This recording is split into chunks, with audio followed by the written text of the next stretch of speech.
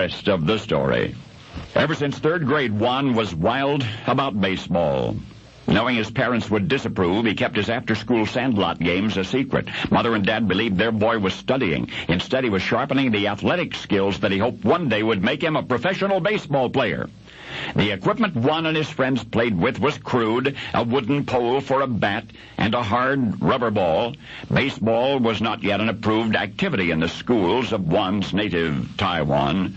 Sympathetic folks served as lookouts during these games. Whenever Yuan's father was seen coming home, the youngsters would be alerted so that Yuan could get home ahead of his dad.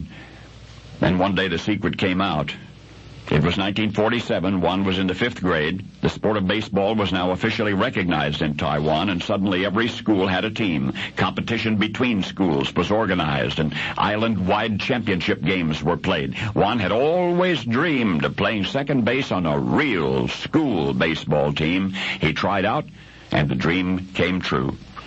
All that was left was to explain things to his unsuspecting parents. When on earth had Yuan found time to learn baseball, they asked. And the boy confessed he'd been practicing when they thought he'd been studying. Reluctantly, Mother and Dad said that he could be on the team, but only if it did not interfere with his schoolwork, and Yuan promised. But what nobody realized at that point was that the principal of Yuan's grammar school was as enthusiastic about baseball as were the boys.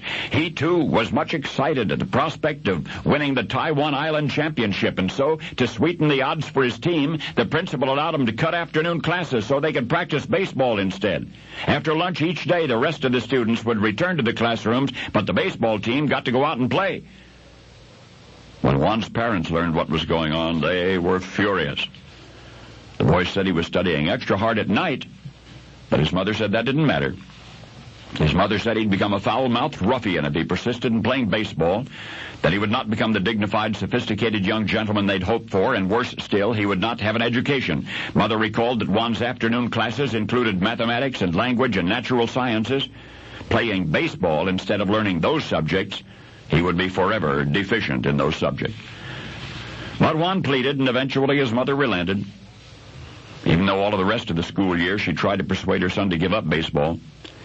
The school team won the county championship that same year, placed third in all Taiwan.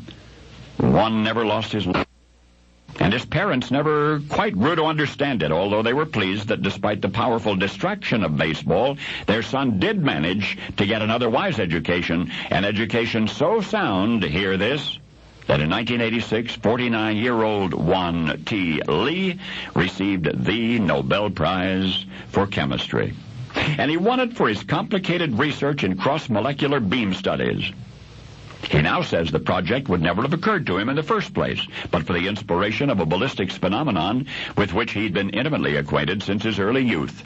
Dr. Yuan Lee, whose parents were once so concerned about his divided attention, launched his Nobel Prize-winning research on the collision of molecular beams, inspired by the vivid mental picture of the imperfect collision which produces a foul ball.